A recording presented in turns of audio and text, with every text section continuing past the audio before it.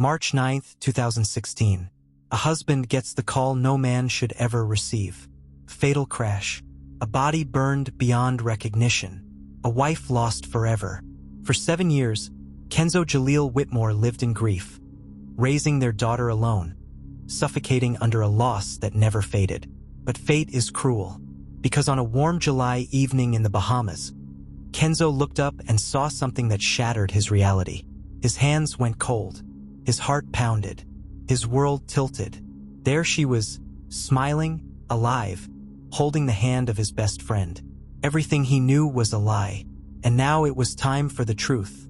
Welcome to Unsolved Case Vault.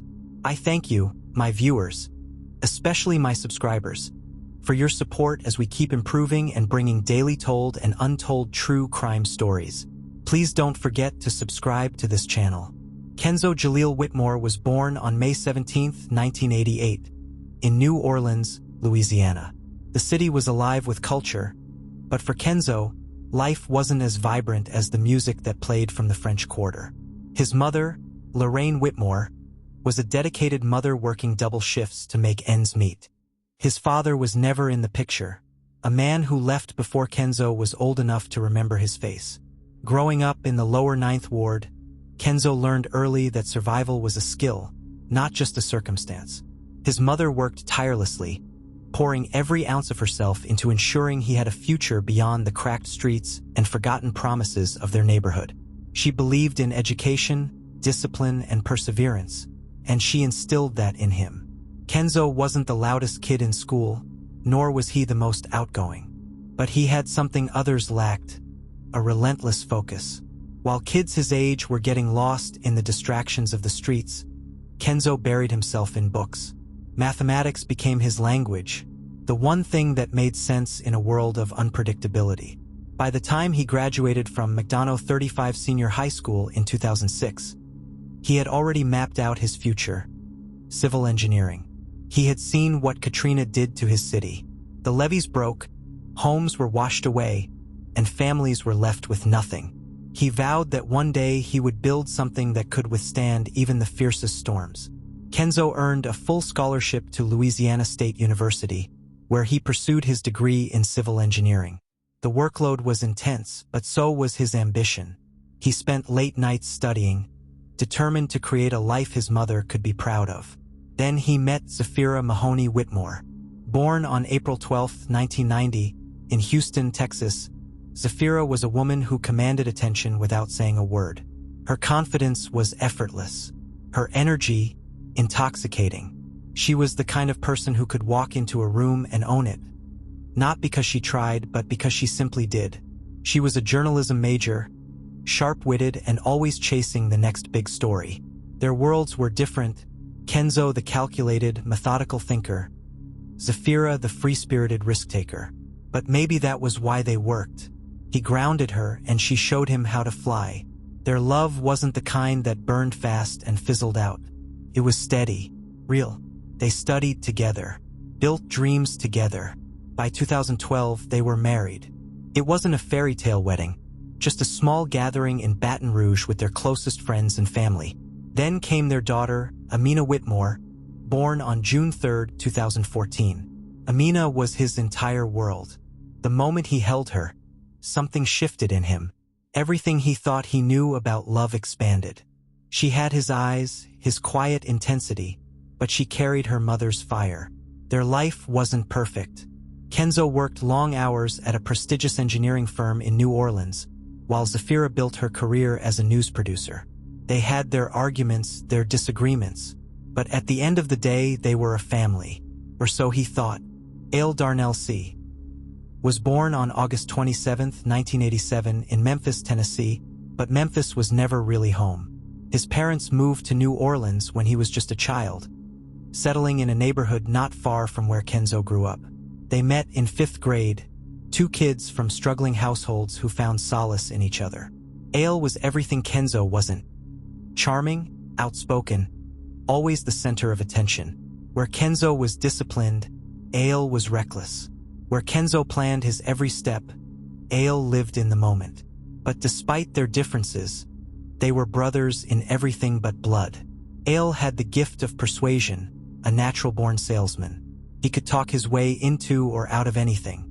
As a teenager, he got into hustling, small scams, flipping electronics, anything that made money fast. But he never let it pull him too deep. He was too smart for that.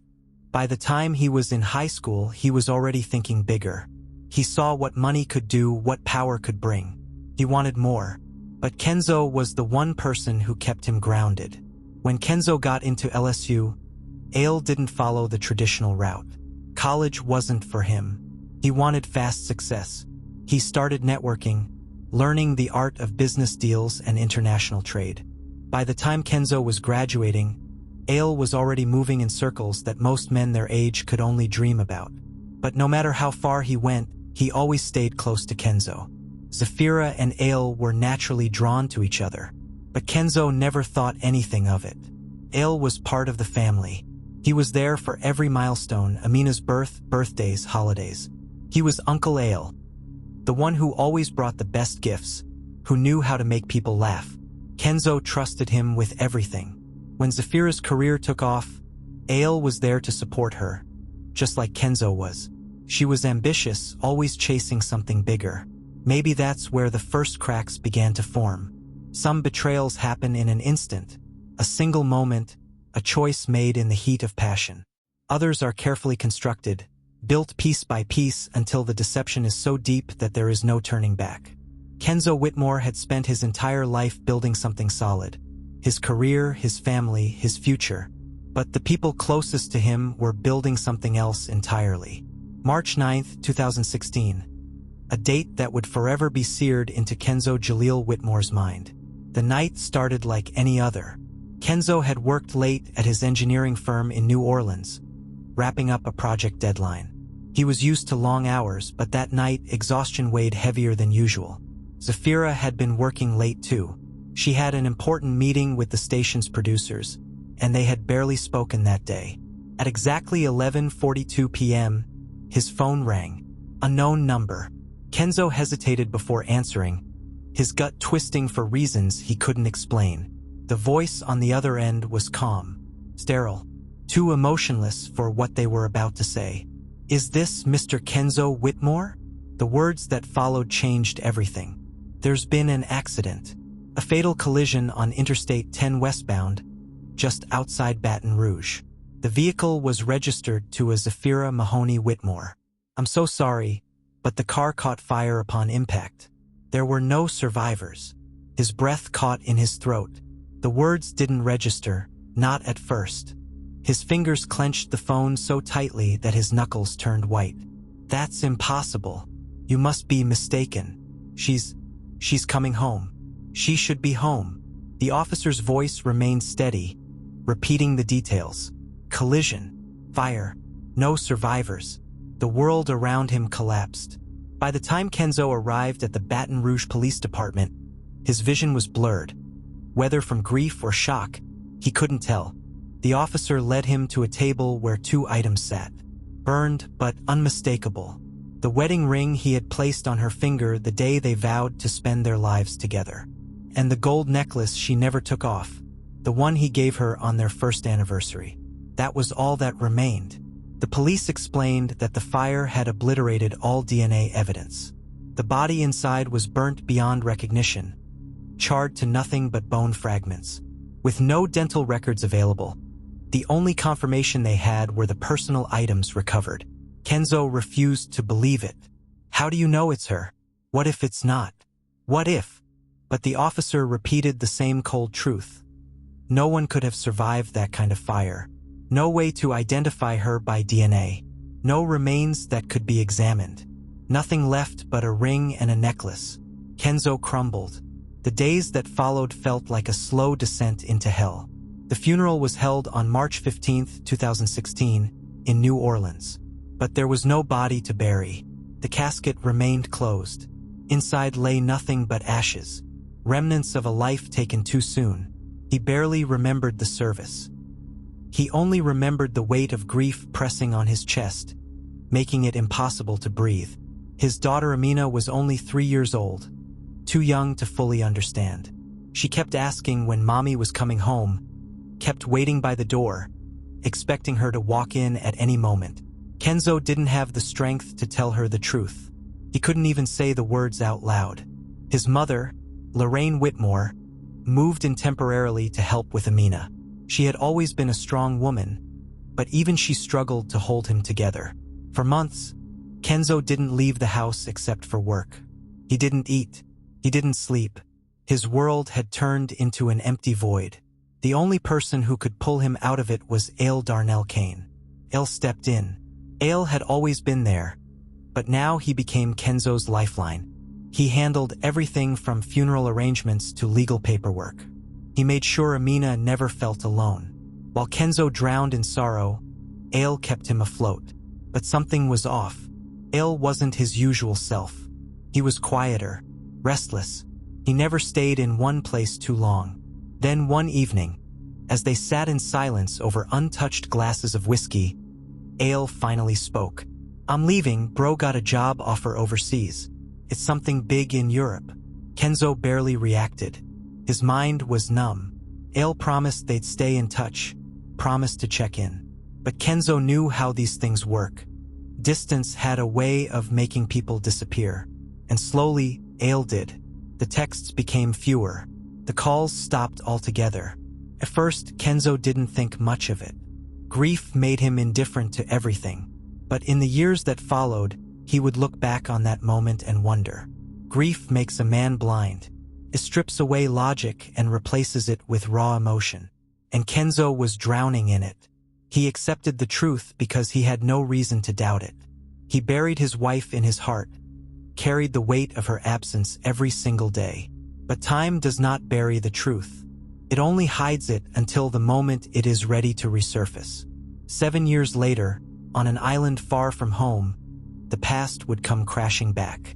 A single moment of recognition, a face that should not exist, a secret waiting to be unraveled. And when it did, nothing would ever be the same again.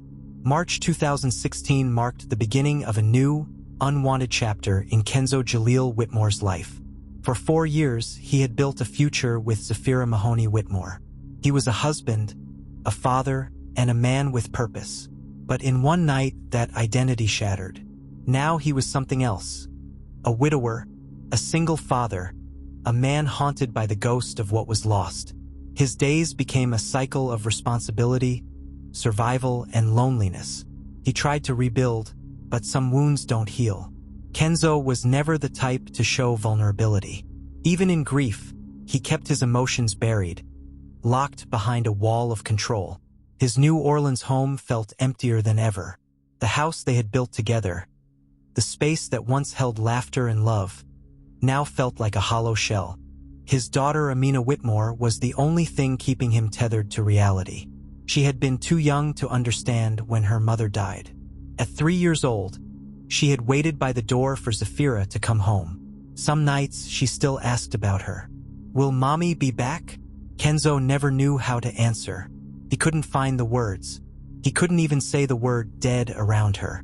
His mother, Lorraine Whitmore, stepped in as much as she could. At 61 years old, she was still a force to be reckoned with. She had always been a strong woman, raising Kenzo alone after his father walked out. But now, she saw that same emptiness in her son's eyes, the one she once felt herself. "You got to keep living, baby," she told him one night as she tucked Amina into bed. "Amina needs you. Don't let your grief raise her instead of you." Kenzo nodded. But the truth was, he didn't know how. He buried himself in work, taking on more projects than ever. His position at the engineering firm was solid. He had been promoted to senior project manager months before Zafira's death. But now his job became an escape. He arrived before sunrise and left long after sunset. Anything to avoid going home to the silence. Ale faded away. At first, Ale Darnell Kane checked in regularly. He called often, asking about Kenzo and Amina. He offered support, made sure they had everything they needed. Then slowly, the calls became less frequent. The text stopped. The time zones became an excuse. One evening, Kenzo called Ale, something he rarely did. The phone rang. No answer. He called again. This time it went straight to voicemail. Something felt off. But he had no energy left to question it. Elle had moved on. Years passed. The weight of loss never leaves. By 2017, Kenzo had settled into a routine: work, Amina, sleep if he could manage it. People told him he should move on. Friends tried to set him up with women, but he rejected every attempt. He couldn't do it. He wasn't just mourning Zafira's death. He was mourning the life they never got to finish. By 2019, Amina started noticing. "Daddy, why don't you smile anymore?"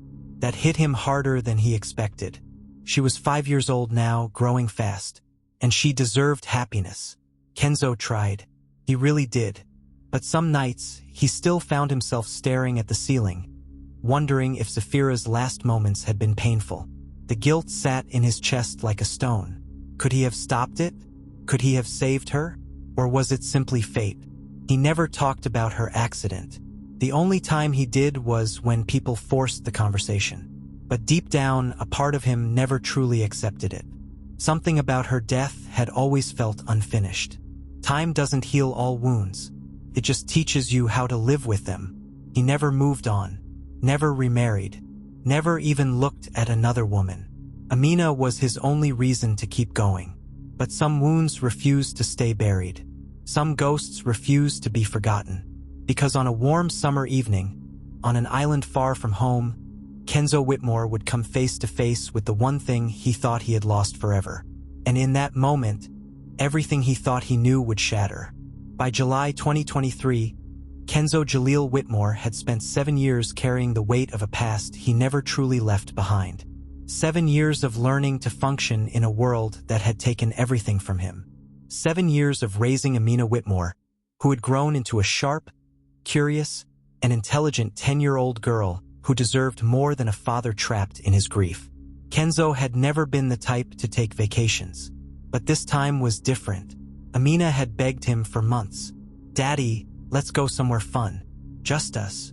It was the first time he truly saw the exhaustion in her eyes. The kind of tiredness that wasn't physical but emotional. She was growing up. And no matter how much he had given her, she had still spent her childhood surrounded by the echoes of a loss she barely remembered. That's what finally convinced him. The Bahamas. A fresh start, even if it was just for a week. On July 15, 2023, Kenzo and Amina landed in Nassau, Bahamas, at Lynden Pindling International Airport. The moment they stepped outside, the thick, warm air wrapped around them like a blanket. The ocean breeze was different here. Cleaner, softer, untouched by city life. For the first time in years, Kenzo felt something he hadn't felt in a long time: relief. They checked into the Ocean View Resort and Spa, a luxury beachfront hotel where the staff greeted them with cold drinks and easy smiles. Amina was in awe of everything. The palm trees, the infinity pool, the endless stretch of white sand. "This is the best day ever, Daddy." And for the first time in years, he almost believed it. They spent the first 2 days exploring. Amina played in the water until her fingers wrinkled, and Kenzo let himself exist in the moment. Just a father on vacation with his daughter. Nothing more. Then, on the third evening, everything changed. The sun was beginning to set over the horizon, casting streaks of orange and purple across the sky. The beachfront bar was alive with soft island music. The sound of laughter mixed with the gentle crash of waves against the shore. Mixing with the gentle crash of waves against the shore, Kenzo sat at an outdoor cafe watching Amina finish her tropical fruit smoothie with a satisfied sigh. Then he saw him. At first, it was just a glance. A man walking along the shoreline. His tall frame, the way he carried himself, the relaxed ease in his step. Something about him was familiar. Kenzo narrowed his eyes, his mind immediately dismissing the thought. It wasn't possible. He hadn't spoken to Aile Donnell Kane in years. The last time they exchanged words had been a short, meaningless text in 2018. The conversations had died long before that. But the resemblance was too strong to ignore. Kenzo felt his pulse quicken as the man turned his head slightly, revealing his full profile. It was him. 7 years had passed, but he hadn't changed much. His clean-shaven jaw, the expensive linen shirt open at the collar, the same confident stride. It was him. Kenzo opened his mouth, instinctively rising from his chair. But then he saw her, and his entire world stopped. A woman walked up beside Ale, her body moving in perfect sync with his. Her long dark hair cascaded over her shoulders, catching the last glimmers of sunlight. Her skin, smooth and golden, carried the same glow it always had. The way she tilted her head when she laughed. The way her hand rested on Ale's arm so effortlessly. Kenzo's breath hitched in his throat. It wasn't just a resemblance. It wasn't just someone who looked like her. It was her. Zafira Mahoney Whitmore. The woman he buried. The woman he mourned. The woman who had died 7 years ago. And she was standing there, laughing, living, breathing. And then she kissed him. Kenzo felt his entire body go numb. His vision tunneled. The sounds around him dulled into a distant roar of white noise. His stomach clenched so hard he thought he might be sick. His hands went cold, his fingers tightening around the edge of the table. This couldn't be real. It was a mistake. It had to be. But there she was, wrapped in the arms of the man who had been his brother. And Ale was smiling. Not just any smile. A smile full of ease, of familiarity, of love. Kenzo couldn't move. For 7 years, he had dreamed of her face. In nightmares, in memories, in the endless cycle of grief that had become his life. Now she was in front of him, not in a dream, not in a coffin, not in a burned-out car wreck. Alive, and not just alive, happy, with Ale. His mind snapped back to the ring and necklace that had been presented to him as proof of her death. The closed casket funeral, the absence of DNA, the strange timing of Ale's sudden departure. And just like that, everything made sense. Kenzo's stomach twisted as the weight of it all came crashing down. They planned this. They orchestrated this. They had staged her death. For 7 years, Kenzo Jaleel Whitmore carried a grief that was never real. For 7 years, he mourned a woman who had never died. For 7 years, he believed his best friend had disappeared because of life's natural drift. But life doesn't drift this far. And in that moment, Kenzo knew one thing for certain. This wasn't just a lie. This was a betrayal deeper than death. And no one betrays a man like that without consequences. Shock is a strange thing. It doesn't hit all at once. It creeps in inch by inch, paralyzing the mind before the body catches up. Kenzo Jaleel Whitmore sat in silence, his drink untouched, his heart hammering against his ribs. The world around him was still moving. The sound of the ocean, the distant laughter of vacationers, the clinking of glasses from the beachfront bar. But for him, everything had stopped.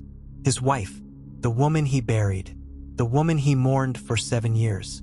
She was alive, and she was with Ale Donnell Kane, the man he once called a brother. For the first few minutes, his mind refused to believe it. He blinked, rubbed his eyes, even looked away and then back again, expecting to see a different reality. But it was real. Zafira Mahoney Whitmore, born April 12, 1990, in Houston, Texas, was very much alive. She wasn't just alive. She was in love, comfortable, and completely unaware that her past had finally caught up to her. Kenzo's grip tightened on the edge of the table, his knuckles turning white. This wasn't an accident. This wasn't a case of mistaken identity. This was planned. And now he needed answers. Kenzo didn't react immediately. He couldn't. He had spent his entire life calculating every move, and now, even in his most unhinged moment, logic was the only thing keeping him from storming across the beach and demanding the truth. Instead, he reached for his phone. His fingers moved on autopilot as he scrolled through old contacts. He hadn't dialed this number in years.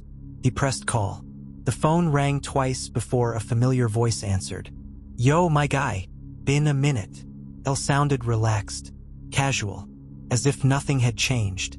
Kenzo forced his voice to stay even, calm. "Yeah, man. Been too long.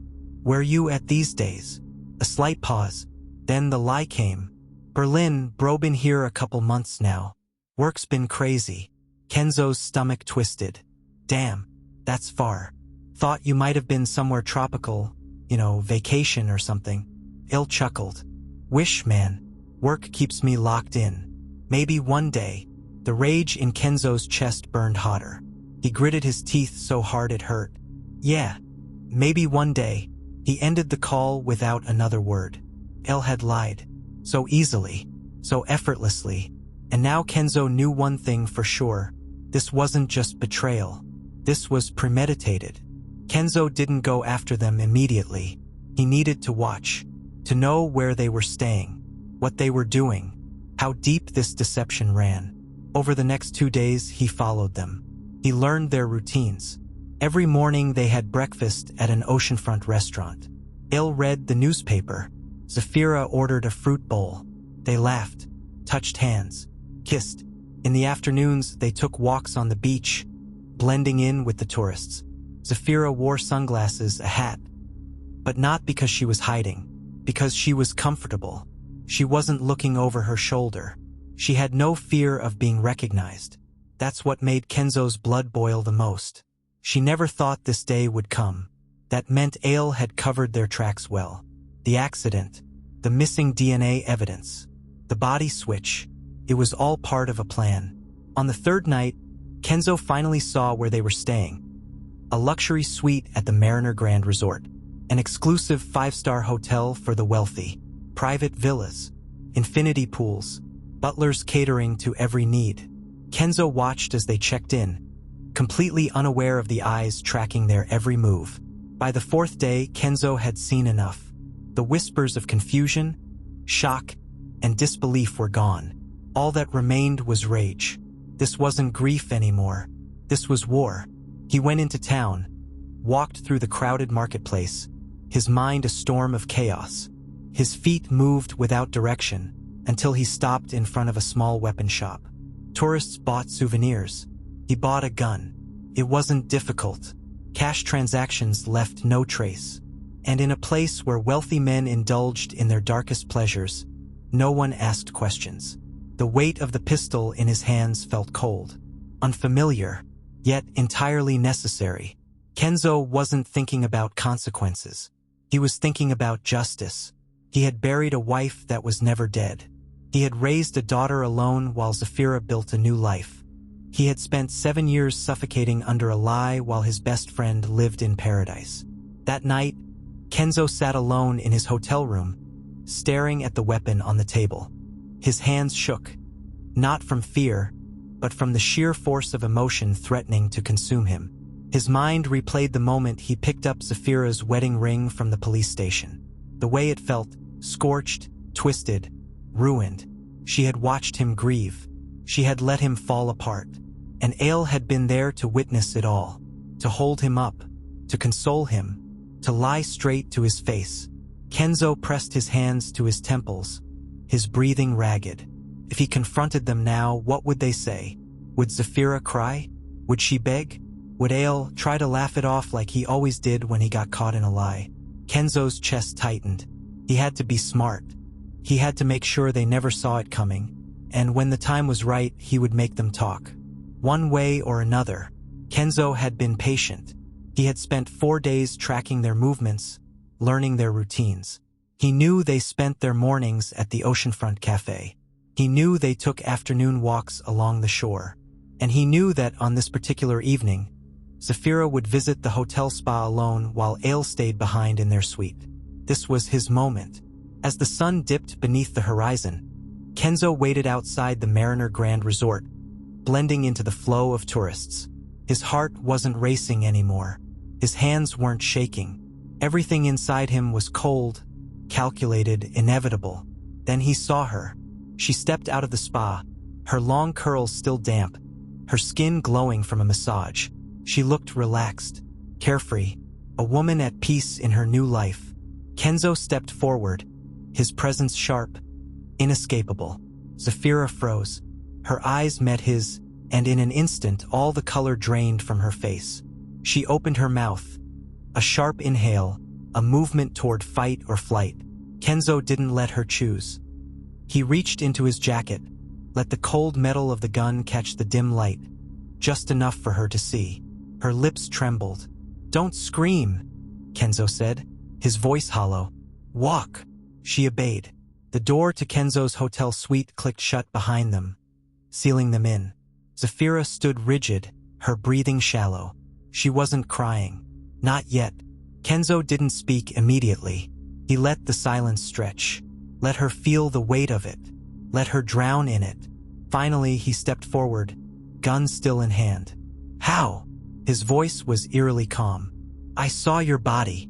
Zafira licked her lips, her fingers twitching at her sides. Kenzo, He lifted the gun slightly, just enough to cut off whatever lie was forming. No. No stories. No games. You're alive. You've been alive this whole time. So I'll ask again. His jaw tightened. How? Zafira's breath hitched. She looked away, and then she broke. Her shoulders slumped, her lips parted, and the truth spilled out. She never died. It was a setup. A corpse from a morgue was placed in the car. The ring, the necklace, the perfect evidence. Kenzo's stomach turned. His mind reeled. He had mourned a stranger's remains. He had buried ashes that were never hers. He took a step closer, his voice low, controlled. Why? Zafira exhaled shakily, her eyes wet but defiant. Because I was tired. Kenzo blinked. Tired? Zafira swallowed hard, her voice thick with something, almost like regret, but not quite. I was tired of the marriage, tired of being a wife, a mother, tired of the life we built. I wanted out. The words hit him like a physical blow. His hands clenched, but he forced himself to stay still, to listen. And Ale? Zafira hesitated, and for the first time her gaze wavered. Kenzo's blood ran cold. He already knew. He just needed her to say it. Her voice was almost a whisper. I started seeing him before the accident. A sharp, bitter laugh tore from Kenzo's throat. Of course you did. Zafira flinched. So that was the plan? Fake your death? Leave your daughter without a mother? Let me grieve you for 7 years so you could run away with my best friend. Her silence was answer enough. Kenzo took a step forward. His voice was quieter now, more dangerous. You let me mourn you for 7 years. Zafira's lips trembled. Kenzo's next words came out barely above a whisper. You let our daughter grow up motherless. The tears came then, not loud, not dramatic, just silent streaks down her face. But Kenzo didn't care. She had already done the unforgivable. Kenzo let the weight of it settle inside him. Everything he had suffered. Every night he lay awake staring at the ceiling, replaying the moment the police told him she was gone. Every birthday Amina spent without her mother. Every tear. Every nightmare. Every dark moment that almost swallowed him whole. All of it was for nothing. His fingers flexed around the gun. For a brief second, he imagined pulling the trigger. A single shot. Justice. But as fast as the thought came, it passed. Not yet. There was one more person he needed to deal with. Kenzo took a slow breath, the gun steady in his grip. Call him. Zafira's brows furrowed in confusion. Kenzo's expression was unreadable. Call Ale. Tell him to come here. She hesitated. Kenzo's grip on the gun tightened. Now, standing in that hotel room, gun in hand, staring into the tear-streaked face of his wife, the second wound cut deeper than he thought possible. Because Zafira Mahoney Whitmore had not acted alone. The idea wasn't hers. It had been Ale Darnell Kane, the man he had once called a brother. Kenzo exhaled slowly, forcing down the white-hot rage boiling beneath his skin. There was still one more loose end. His voice came out calm, steady, almost chillingly controlled. Call him. Zafira's lips trembled. Her eyes darted toward the door, toward the phone on the nightstand, toward anywhere but him. Kenzo, please. He lifted the gun, not to fire, but to remind her that there was no way out. Call him. She hesitated for only a moment before her shaking fingers reached for her phone. The room was silent except for the rhythmic pounding of Kenzo's heartbeat in his ears. Then the dial tone. A pause. Ale picked up. Yo, baby, what's up? You good? Zafira's voice was shaky but controlled. Come to room 207. Now. Damn. That urgent? I was just about to. Just come. A short silence. Then the line went dead. Kenzo didn't move. Zafira didn't move. They waited. 5 minutes later, a knock. Kenzo positioned himself to the side of the door, gun in hand. Zafira hesitated, then went to open it. Ale Darnell Kane, born August 7, 1987, in Memphis, Tennessee, stepped inside with the easy confidence of a man who thought he owned the world. His voice was light, teasing. "Damn, woman, what's got you?" Then he saw Kenzo, and the room plunged into absolute silence. Ale froze mid-step. His eyes locked onto the gun, then flicked to Zafira, then back to Kenzo. For a split second, his mask didn't break. Then Kenzo spoke. "How long?" Ale's face barely twitched. A good liar, even under pressure. Kenzo took a slow step forward. "How long?" Ale exhaled, rubbing his jaw, glancing toward the door as if calculating his options. Then he let out a low chuckle. "You already know, man. What's the point?" Kenzo's chest tightened. 7 years. 7 years, and this was all he had to say? Kenzo took another step closer. "Tell me everything. I want to hear you say it." Ale held his gaze. His shoulders relaxed, his expression unreadable. And then he admitted it. The affair had started 8 months before Zafira's staged accident. She had been restless, complaining about marriage, responsibility, the weight of it all. Ale had offered her something new, a way out. It had been his plan. He had the connections, the resources to make it happen. A corpse from a morgue carefully selected, untraceable, a burned-out car strategically placed, a ring and necklace planted for credibility, the perfect illusion. Kenzo felt the air leave his lungs. He had spent years suffocating in grief while they had spent years basking in their new life. His hands tightened around the gun. Ale watched him carefully, his lips curving slightly into a smirk as if none of this mattered. "It's just life, man. People change. We wanted more. Ain't no point getting all bent out of shape about it." Kenzo stared at him. A bitter, broken laugh slipped past his lips. 7 years of pain, loss, rage. And all he had to say was, "It's just life?" Kenzo's finger tightened on the trigger. Zafira gasped, stepping forward. "Kenzo, please don't do this." He barely heard her. Ale didn't beg, didn't plead. He simply held his hands up, his grin never fully fading. He thought Kenzo wouldn't do it. He thought wrong. The first gunshot echoed through the room. Ale's smirk vanished as he staggered backward, clutching his chest. A red stain spread across his white linen shirt. His knees buckled, hitting the floor.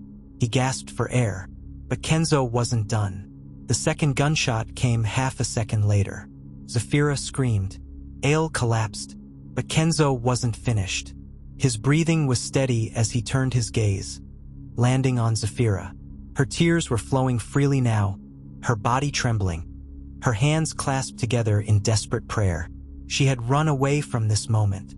She had spent 7 years believing it would never come. Kenzo took slow steps toward her, closing the distance. "You let me mourn you," she sobbed. "Kenzo, you let our daughter grow up motherless." Her lips trembled.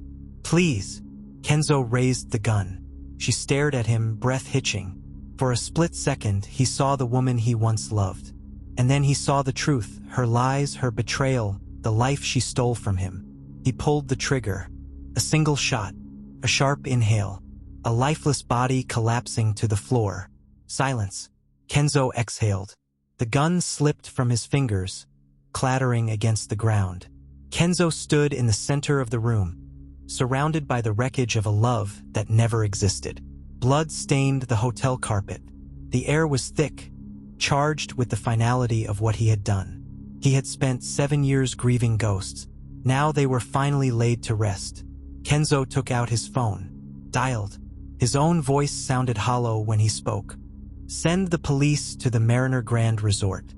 Room 207. 2 dead." A pause. "Sir, what happened?" Kenzo closed his eyes. "Justice." And then he hung up. Some betrayals can be forgiven. Others demand blood. Now, in the cold, sterile air of the Mariner Grand Resort, Room 207, that chapter had come to a violent final end. 2 bodies, 2 bullets, 2 people who had planned his destruction, now dead at his hands. Kenzo knew what came next. The weight of what he had done didn't bring relief. It didn't bring peace. It just was. The police arrived 10 minutes later. By then, Kenzo had already placed the gun on the table, wiped his hands on his pants, and sat on the edge of the bed. He didn't run. He didn't hide. There was no reason to. The officers stormed in, weapons drawn, barking orders. "Hands where we can see them." Kenzo complied, lifted his arms. The cold bite of handcuffs snapped around his wrists, but he didn't flinch. As they led him out of the hotel, flashing lights illuminated the night. His gaze never left one thing: through the window of a neighboring suite, where the babysitter had tucked her in hours earlier, Amina Whitmore was fast asleep, blissfully unaware that her father's life had just changed forever. The courtroom was packed every single day of the trial.